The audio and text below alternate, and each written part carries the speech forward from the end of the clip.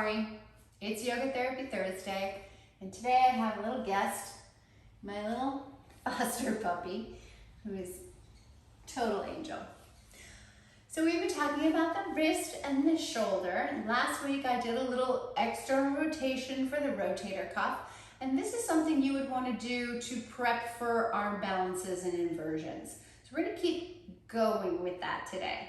So think about being in the center of each shoulder, and if you're not in the middle of your shoulder, it's going to show up on the ground with your hands. So a nice way to frame it up, give you the measure to begin to work so you can really be in the middle of yourself, is to go down to the hands. I'm going to give you a shorthand. We're going to talk about the four corners of your palm.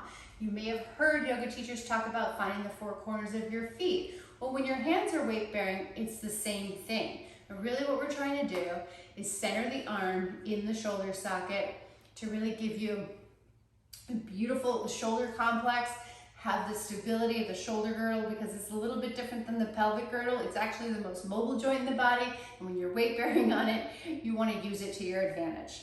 So, coming into a table, where to put your hands. Some people on a table, you'll see they bring their hands way, way out, right? I'm not even in frame.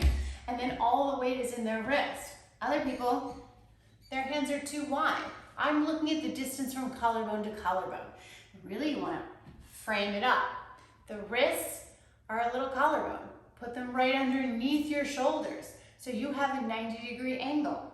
A way to check that is to take a block and know that your whole forearm touches the block, which will give you the right angle at your wrist. Another way to check that you have the hands in the proper distance is to spin your hands in where your longest fingers touch. That'll give you the measure. So now I have a frame, a portal for my chest to come through without bringing my hips forward. So I really stay in the middle of my palm. Here you are.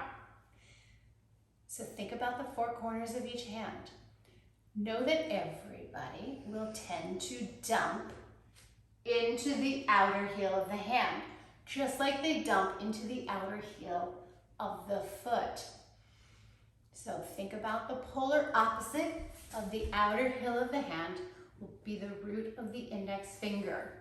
So go from here to here in your brain and here to here by really getting the root of the index finger knuckle onto the ground.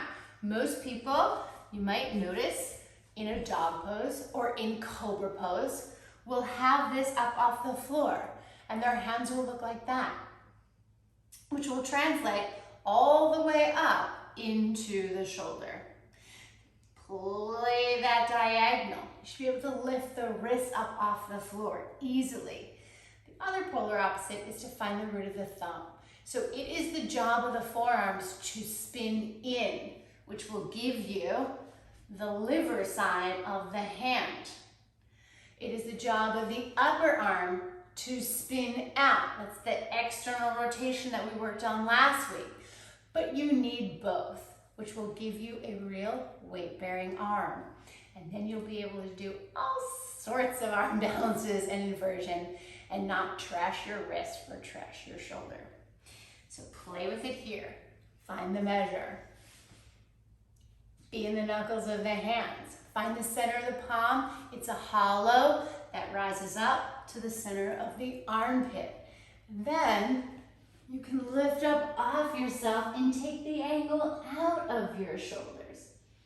And then you can line up your shoulders over your wrist and then walk it in and kick it up into handstand or bring it down with your forearms, bring it up into forearm stand. But first, it takes a lot of effort to find the grace of being in the middle. Check it out. Let me know how it goes for you. Happy yoga therapy.